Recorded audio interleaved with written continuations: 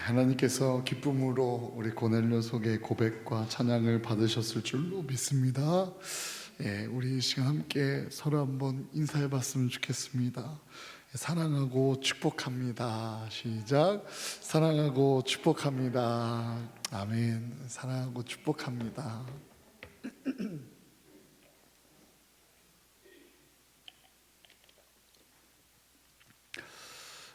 오늘 말씀을 보면 우리가 살아가면서 수많은 사람들을 만나게 되지만 어떤 만남은 인생을 송두리째 바꾸어 놓기도 하게 됩니다. 어떤 부모님을 만나는가, 또 어떤 친구를 사귀는가, 어떤 배우자와 살아가는가가 우리의 인생에서 중요하지만 그 무엇보다 한 사람의 인생을 바꿀 수 있는 단 한 분을 꼭 만난다면 바로 우리 주 예수 그리스도가 되심을 믿으시길 바랍니다. 오늘 본문에 등장하는 사울, 또 훗날의 사도 바울은 그야말로 그리스도를 완전히 만남을 통하여 완전히 새 사람이 된 사람입니다. 그는 예수 믿는 자들을 핍박하는 자였죠. 말 그대로 교회를 무너뜨리기 위한 열정을 불태우던 자였습니다. 그러던 그가 예수님을 만난 그 순간 그의 삶이 완전 뒤집히고 맙니다. 누구든지 예수님을 만나면 영적으로 거듭나서 하나님의 자녀가 되고 또 아바 아버지 되신 하나님을 누리고 느끼고 경험하는 주의 자녀가 됨을 믿으시기 바랍니다. 죄 사함도 받고 또 사망에서 죽음의 모든 권세로부터 구원받는 그 영원한 생명을 얻게 되며 또 사후에 신령한 육체의 부활과 함께 하나님과 거할 그 영원한 천국에 들어가게 됩니다. 오늘은 다른 무엇보다 누구보다 예수님을 만나 그 삶이 변화되고 복을 받았던 사울을 우리가 함께 묵상하고자 합니다. 오늘 본문 1절에서 2절 말씀 다시 한번 천천히 또박또박 읽어보기 원합니다. 함께 읽겠습니다. 시작.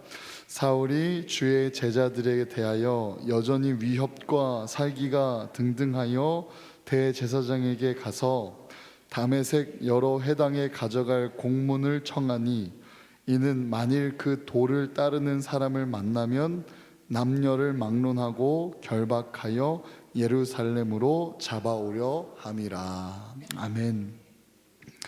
스데반 집사를 돌로 쳐서 죽일 때 그 앞에 서서 그 일을 마땅하게, 그 죽음을 마땅하게 여기며 앞장서며 핍박했던 사울은 유대인 중에 유대인으로 그 열심히 대단한 바리새인이었습니다. 그는 헬라 문화의 중심지인 이 길리기아주의 수도인 다소에서 태어나서 일찍이 철학과 문학의 조예가 깊었습니다. 또한 어렸을 때부터 이 율법을 잘 배웠고 엄격한 교육 가운데 성장하였는데 당시 그 명성이 자자하였던 가말리엘 문화의 수학함으로 엄격한 율법주의자가 되었습니다. 또한 그는 태어날 때부터 이 로마의 시민권까지 가진 아주 특별한 사람으로 후에 이방인에게 복음을 전하려고 하나님께서 미리 준비하신 인물이었습니다. 하나님은 우리 자신도 모르게 우리를 향한 계획을 세우고 그 뜻을 이루어 가셔서 이처럼 모든 것을 하나님의 섭리 가운데 완벽하게 준비하시고 인도해 주시는 분이십니다. 아무튼 주의 제자에 대한 이 사울의 위협과 살기가 그 기세가 어마어마했던 것을 보게 됩니다. 유대교에 대한 열정이 남달리 특별했기 때문에 예수를 믿는 기독교 집단을 멸절시켜야겠다라는 그 집념 하나로 예수쟁이들을 다 죽이겠다는, 체포해내겠다는 그 집념 하나로 그 당시에 저 멀리 떨어져 있는 그 당대 세계 최고 도시인 다메섹까지 쫓아가게 되었던 것을 보게 됩니다. 이러한 박해가 기독교를 박멸하는 것이 곧 하나님을 위한 길이라고 이 사울은 착각했고 그 착각 속에서도 대단하게 열정 있고 또 대단하게 뜨겁게 그렇게 행동하는 지성인이 바로 이 사울이었습니다. 시편 49편 20절 말씀을 보시면 존귀에 처하나 깨닫지 못하는 자는 멸망하는 짐승과 같다고 했습니다. 이 사울이 깨닫지 못했던 그 진리 가운데에 행했던 모든 일들이 멸망하는 짐승과 같은 일이었음에도 불구하고 그 잘못된 심령, 또 하나님에 대한 오해와 하나님의 뜻을 알지 못한 이 영적인 무지를 통하여 그 많은 그리스도인들을 잡고 또 죽이려 했던 사울이었음을 보게 됩니다. 본문 말씀을 이어서 보겠습니다. 3절에서 5절 말씀 우리 다시 천천히 또박또박 함께 봉독하겠습니다. 시작. 사울이 길을 가다가 다메섹에 가까이 이르더니 호련히 하늘로부터 빛이 그를 둘러 비추는지라. 땅에 엎드려져 들음에 소리가 있어 이르시되 사울아 사울아 내가 어찌하여 나를 박해하느냐 하시거늘 대답하되 주여 누구시니까 이르시되 나는 내가 박해하는 예수라. 아멘. 사울은 예루살렘 쪽에서부터 240km나 떨어진 이 다메섹까지 가면서 주님의 제자들에 대한 이 미움과 분노가 폭발하여 그 살기가 어마어마하게 그 기세가 등등하였던 것을 봅니다.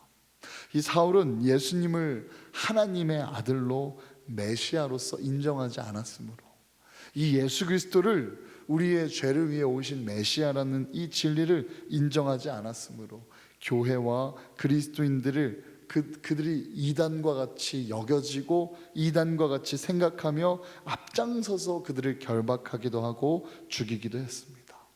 그런데 사울 일행이 이 다메섹에 다다랐을 그때에 부활하신 예수께서 호련히 강력한 빛으로 나타나셔서 사울아 사울아 내가 어찌하여 나를 박해하느냐라고 하셨습니다.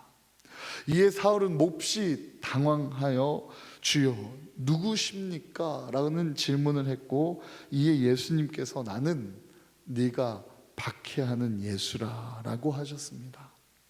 이 대답 한마디가 사울에게 있어서 그만 온몸에 그 피가 멈추고 전신이 굳어지면서 눈앞이 깜깜해지는 경험을 했을 것입니다. 그렇다면 지금까지 자신이 핍박해오던 예수는 누구인가? 저들이 말한 대로 그 예수는 부활하신 구세주요 메시아인가? 아마도 한동안 이 사울은 그 엄청난 충격에 들려지는 음성 가운데에 정신을 못 차리고 멍하니 있었을 것으로 봅니다. 예수가 정말 하나님이라는 이 온전한 진리 앞에 그는 완전히 무너졌습니다. 또한 그동안 앞장서서 자신이 저지른 그 죄악, 영적인 무지로 인하여서 앞장섰던 그 죄악의 모든 행위들이 스쳐 지나갔을 것입니다. 많은 그리스도인들을 향하여 분노하였고 결박하였고 돌로 쳐 죽였던 그 사건들, 스데반의 눈빛, 그 스데반이 흘렸던 피들, 자신이 범한 죄로 인한 양심의 가책과 두려움이 그 순간 엄습해 왔을 것입니다. 예수 그리스도에 대한 이 영적인 비밀을 깨닫고 진심으로 회개의 시작이 그 속에서 강력히 일어났을 것입니다. 예수님은 필요한 때에 필요한 사람을 부르셔서 하나님의 뜻을 보여주시고 가르쳐 주십니다. 사랑하는 성도 여러분, 이번 우리가 부활주일에 칸타타의 찬양들을 통하여 우리의 신앙 고백과 부활하신 주님을 찬양하며 함께 나누었던 그 짧은 메시지 속에 마리아야 라고 부르셨던 그 주님의 음성, 사울아 라고 부르셨던 이 주님의 음성, 우리에게도 이 음성이 들려져서 인생의 어떠한 계획이나 걸음을 멈춰 세워 보신 적이 있으십니까? 때로는 우리가 가던 길, 때로는 우리가 확신했던 그 길을 주님께서 멈추게 하실 때가 있습니다. 그 이유는 하나입니다. 우리를 부르시기 위함이죠. 예수님은 사울을 부르셨습니다. 그 죄악 중에서도 예수 그리스도를 사랑하는 이들을 처단해가는 그 엄청난 죄를 저지르는 이 사울을 멸망시키려고 하신 것이 아니라 그를 구원하고 그를 돌이키게 하고 그를 변화시키고 그를 온전하신 주님의 일로 쓰시기 위하여 그 사울을 부르셨던 주님을 우리가 함께 바라보기를 원합니다. 땅끝까지 복음 전파하기 위하여 사울 같은 사람이 꼭 필요하므로 하나님의 뜻에 반대되는 박해자를 부르셔서 이처럼 이방인들의 사도로서 삼으신 것을 보게 됩니다. 본문 말씀 계속 이어서 우리 함께 보기 원합니다. 6절에서 9절 말씀 우리 함께 읽어보겠습니다. 너는 일어나 시내로 들어가라. 내가 행할 것을 내게 이를 자가 있느니라 하시니 같이 가던 사람들은 소리만 듣고 아무도 보지 못하여 말을 못하고 서 있더라. 사울이 땅에서 일어나 눈은 떴으나 아무것도 보지 못하고 사람의 손에 끌려 다메섹으로 들어가서 사흘 동안 보지 못하고 먹지도 마시지도 아니하니라. 아멘. 6절에서 9절을 보면 사울은 눈을 떴으나 아무것도 보지 못하고 사람의 손에 이끌려 다메섹으로 들어가게 됩니다. 그는 사흘 동안 보지 못하고 먹지도 마시지도 않았습니다. 이것은 단순한 육체의 고통이 아니라 이 영적인 해체와 또 재건의 시간이었습니다. 예수님께서 사울을 부르시고 그 사울에게 즉시 사명을 주셨습니다. 이미 준비된 사람 아나니아라는 그 사람을 만나도록 다메섹 성 안으로 이끌어 가셨습니다. 예수님께서는 이미 아나니아에게 사울을 향하여 세례하게 하시고 안수기도 하게 하셔서 온전한 믿음으로 이 사울을 바울로 삼을 계획과 뜻을 아나니아에게 보여주셨습니다. 그런데 주님의 부르심 속에 아주 특별한 역사가 있었음을 보게 됩니다. 이 사울은 부활하신 주님의 모습을 보고 음성을 듣고 있었지만 그 순간 그 현장에 있었던 함께하는 동행했던 사람들은 이 소리만 듣고 주님을 아무도 뵙지 못했던 것입니다. 우리 7절 한번 다시 볼까요? 같이 가던 사람들은 소리만 듣고 아무도 보지 못하여 말을 못하고 서 있더라 라고 기록되어 있습니다. 그 후 사울도 땅에서 일어나 눈을 떴을 때 아무것도 보지 못하게 됩니다. 8절 땅에서 일어나 눈은 떴으나 아무것도 보지 못했으며 결국 사람의 손에 끌려 다메섹으로 들어가게 됩니다. 9절 사흘 동안 보지 못하고 먹지도 마시지도 아니하니라 라고 했습니다. 다메섹 성 안으로 들어갔으나 그 후 사흘 동안 식음까지 전폐하였던 것을 봅니다. 사울이 받은 정신적인 충격이 얼마나 큰 충격인지를 알 수 있는 대목입니다. 한마디로 입맛이 없었고 입맛을 잃어버려서 먹기까지 마시지까지 못하였던 것입니다. 너무나 강렬한 빛이었기 때문에 시력까지 상실할 정도입니다. 오늘날도 정신적으로 큰 충격을 받으면 이 사람이 멍해지는 것을 종종 경험하거나 목격하기도 합니다. 감당 못할 충격을 받으면 정신 나간 사람처럼 말도 못하고 배고픈 줄도 모르고 바보같이 되는 것을 보게 되죠. 사람이 몹시 아프거나 마음이 괴로울 때 입맛이 싹 사라지는 것을 우리는 경험해 봤을 것입니다. 아무리 맛있는 음식이 그 앞에 있어도 배가 부르거나 몸이 몹시 아프면 입맛이 없습니다. 그러나 사울에게는 지금 당장 시력이 상실되었어도 또 먹지도 마시지도 못해도 주님의 큰 은혜를 경험하고 주님의 큰 은혜를 입게 되었습니다. 주님은 우리의 교만과 또 우리의 자만과 영적인 무지를 부수시고 겸손히 주 앞에 엎드릴 때에 우리를 사용해 주십니다. 빛을 보지 못하게 하셨던 것도 이 사울에게는 은혜요, 먹지 못하게 하신 것도 이 사울에게는 은혜였습니다.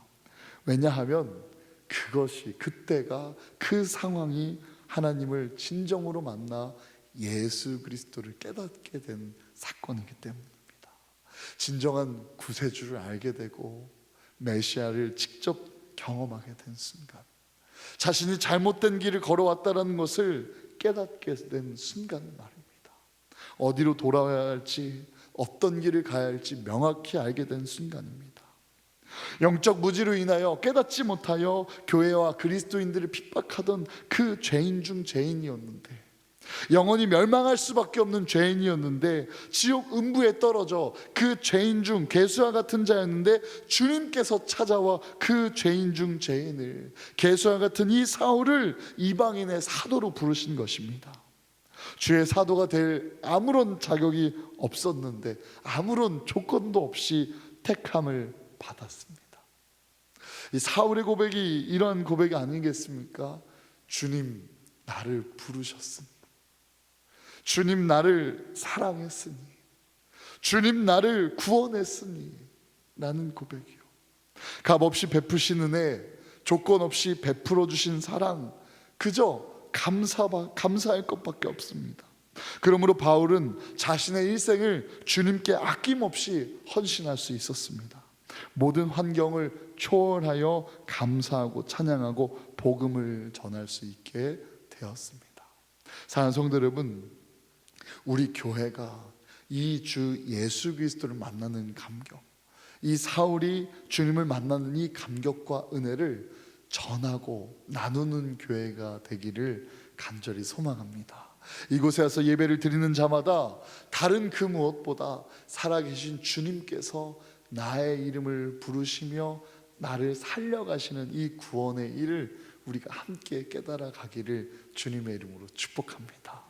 빈 무덤 앞에 눈물만 들이던 이 마리아에게 찾아오셔서 마리아야 라고 말씀하신 주님을 만날 수 있었던 이유는 그 마리아가 주님을 정말 깊이 진정으로 사랑하였고 그 주님이 너무나 보고 싶어서 그 빈 무덤 앞에 할 수 있는 것이라곤 눈물만 드리는 그 마음을 주님께 올려드릴 때 그 마리아의 이름을 부르셨던 주님, 그 부활의 산 증인으로 삼아주셨던 그 주님, 그 주님의 음성이 우리가 드리는 예배와 기도 가운데 들려지는 역사가 일어나기를 주님의 이름으로 축복합니다. 저도 저에게 일어난 그 구원의 그 감격과 순간도 참 비슷했던 것 같아요. 많이 말씀드렸죠.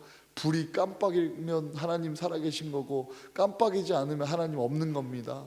저희 부모님이 한평생 이 밤 9시 반이면 성전에 가셔서 더우나 추우나 덜덜 떠시면서 기도하시다가 새벽 기도로 가시고 오셔서 그렇게 피곤하게 하루하루를 살아가시면서 목회하느라 외동아들인 저를 그렇게 내팽겨치고 사는 우리 부모님이 너무나 불쌍해서 그런데, 만약에 하나님이 진짜 계시면 저한테도 꼭 나타나 주세요라는 간절한 마음으로 불이 껌뻑이는 신호, 저만 볼 수 있도록 저만 보게 해, 그런 작은 신호라도 저에게 주신다면 제 평생을 정말 하나님을 사랑하고 믿겠습니다라고 간절히 기도할 때에 그 불은 껌뻑이지 않았지만 제 마음에 이 주님의 음성과 주님의 은혜가 깨달아지는 역사를 통하여 주님께서 살아계심을 처음으로 경험하고 인격적으로 그 은혜를 단 한 번의 순간이지만 잊을 수 없는 순간과 같이 하나님의 영이